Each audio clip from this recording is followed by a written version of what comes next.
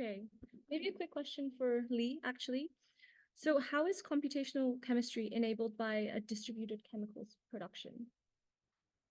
Can you hear me? Oh, Yes. good question. So the so think of it like you want to have centers around the world with different capabilities. You've got different reagents, right? So we have this at Chemify right now. So if it takes a week to buy in a reagent from somewhere, but you have a different route, or if you have another facility who has a reagent, you can change the route you're going to take in chemical space. So it's a problem that is between what you have in stock, what chemical routes are possible in your hardware, and how much time do people want.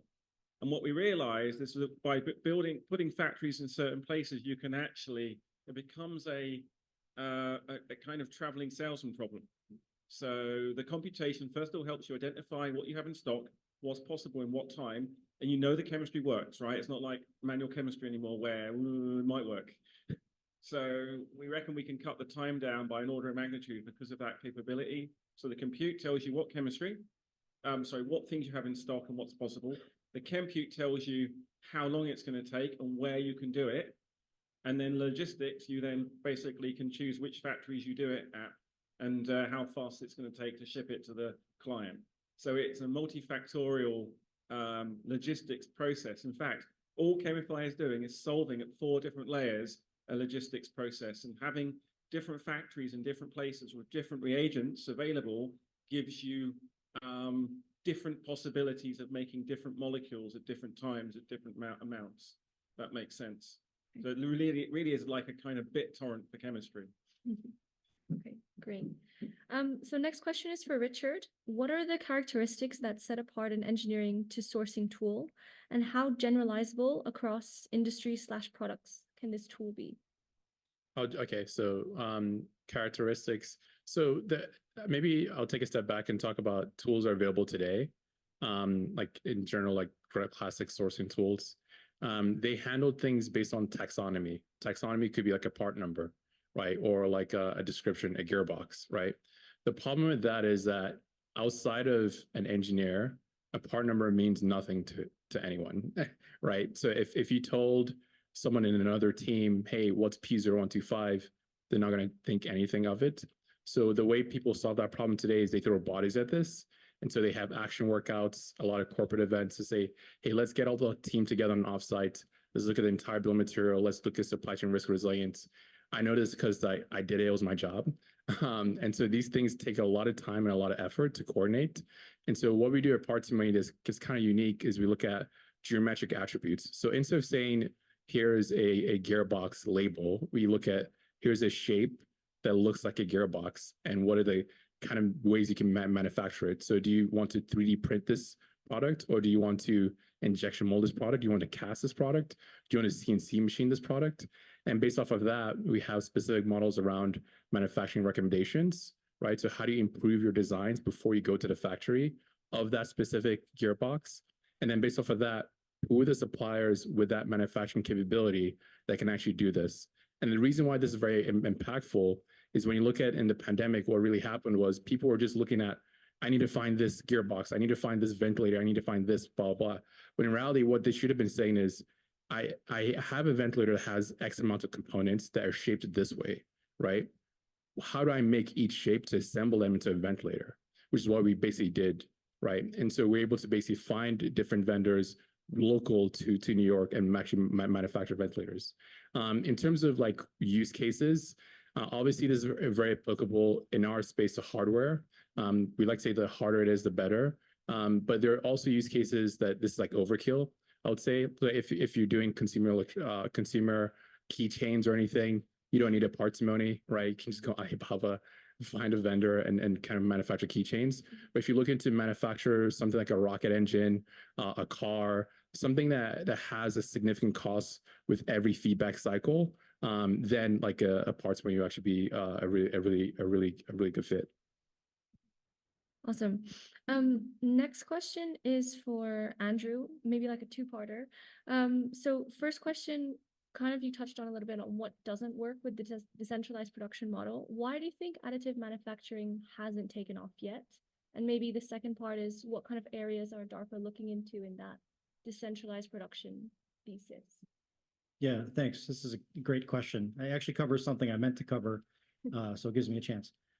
Why hasn't additive manufacturing taken off yet? Well, I think one of the biggest reasons is qualification. Additive manufacturing is at a point where if you input a geometry, it will give you that geometry. It will meet the specs on your print. But you have no idea about the quality of that part. And if you look at the way we typically qualify hardware, it's a process that was built up around a very few manufacturing steps to make a lot of parts. Additive is about having a lot of machines that make a few parts. And so the traditional way to qual parts is to test the bejesus out of the process until you get it dialed into a point where you have confidence in the quality of the material that it produces. You can't do this with additive manufacturing. This is the way we're doing it today. And on average, it's 18 months and $1.5 million to qualify every new material on each new machine for every new part. And so how can we do that differently? I think is one of the big technical questions that if we want to do something to change the script, we need to tackle that. So not to advertise, my DARPA portfolio too much, but there's one program that's out there now called Surge, which is trying to do exactly that. It's saying, look, additive is different from conventional manufacturing. One of the ways it's different is you have information about the part the internals of the part that you don't have with conventional subtractive methods, casting, extrusion, forging. So quite literally, you can see every layer as you're building the part. And so why can't we sort of do inspection in reverse? Why can't I get a detailed fingerprint of that part, every unique build, and with that signature predict the quality or the life of that component? So we're going after this question on Surge. I think if it's a small part of the problem, but if we can crack that and we can actually gain trust in AM for, especially for critical components, then I think we will see it take off. Sure. Cool. And then the next question is for Lexa, actually, about funding. So can you expand a little bit on the non-traditional funding structures you're looking at for these larger projects? Sure.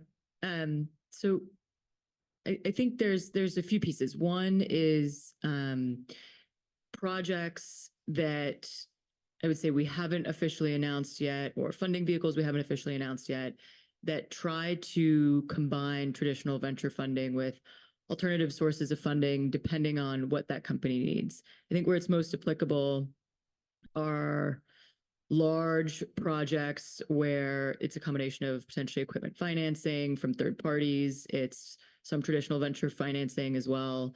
And you work with a whole host of other options as well. So there's, I think, a mix. I think we're increasingly excited about actually bringing those in-house to the extent we can. But obviously our bread and butter every day at GC is investing in, investing traditionally in venture rounds and making sure that if a founder who does have a much longer term, 10, maybe 20 to 25 year sort of moonshot, we want to get behind that we're actively partnering with the right types of financial vehicles, whether it's debt or other types, and making sure that that's all working in cohesion at the earliest stages with the founder. Mm-hmm. Hopefully more to share at some point. Maybe just a follow-up question for the founders on the panel as well. Have you explored different alternative financing mechanisms for your company or advice to other founders here today? Yeah, maybe a couple of things. I think the best source of funding is customer revenue. I think in the early days it's great to maybe explore collaborating with like DARPA. I would love to talk with you later. Or any sort of kind of frontier thinking organization, and partner with them on an actual use case. Hopefully it's a nice paid pilot, and that could at least give you some key milestones to then go to a GC and convince them on the actual commercial scale. I would just add one thing, which is I think that's part of our responsibility as well. If we are investing in energy or the industrial space and manufacturing or more heavy CapEx industries is making sure that if you, as a founder, don't already have the network or the connections or the resources to go and apply for grants and to get some of that R&D funding as well, that we are that bridge, or that we help act as that bridge. Yeah, I would echo that. Big problem is that VCs, say get revenue. Sure, that's great. You're building a chemical factory and you know it's going to work, and they all want proof. They want the wrong proof. There's the wrong incentives. You do end up doing the wrong stuff, which is kind of annoying. However, there is a middle ground. It was DARPA actually funded 2 projects, which led to the computation technology to work. So we kind of knew what to do. And I got so grumpy with the VCs during not the ones that invested in me, and actually not General Catalyst. I think quite good, should say. Actually family partners that validate the technology, which is good. We want VCs to do that. They can be a bit infuriating because VCs are used to funding software, and software doesn't cost anything. And there's still a gap because we're realizing that hardware and software together is what's going to change the world at scale. And I'm still quite frustrated that there's not a way of bridging that gap. So I'm excited to hear about what you guys are coming up with, but that's a kind of not annoying. It's just maybe a bit grumpy. I was raising my Series A in November 2022. Do you remember that year for raising money? And I really, I was like, okay, I'm going to put Breaking Bag on the robots and we'll start selling meth to people. And obviously, that's not a good business model, right? So I think a recognition that founders, and also the other thing I would say, obviously VCs want to make sure you're not making it all up. And so there's a lot of people excited about what they might do in their imagination. And so the proof points that people want and the proof points to get money are different.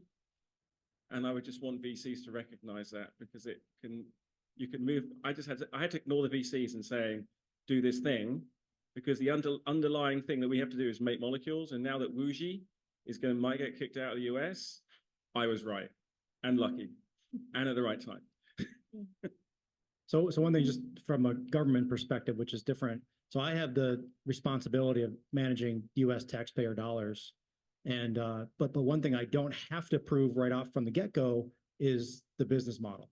So DARPA is pure play going after technology. Now we want it to transition. It must have an impact on the DoD, but we are much more focused on that technology and doing early stage things without asking for when you're going to get a return.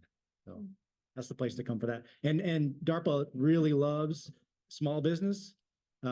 Call you non-traditional performers. So our money shouldn't be going to all the big primes. And so our SBIR office is extremely healthy. If SBIR is something that you're interested in exploring, we do a lot of those deals. Awesome. Thanks so much. Sounds like we need a lot more education between venture funding and founders and startups and policy. But a round of applause for this session. Thanks so much, everyone.